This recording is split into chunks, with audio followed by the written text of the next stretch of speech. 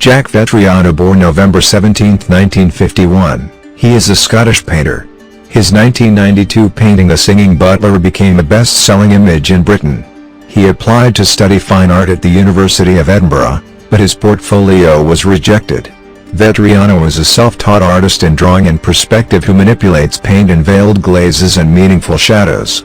Vettriano's style has been compared to those of Hopper and Sickert, and his scudded beaches to those of Boudin. In many of his paintings, there is a hidden narrative, in enigmatic compositions, a starting point for dozens of short stories.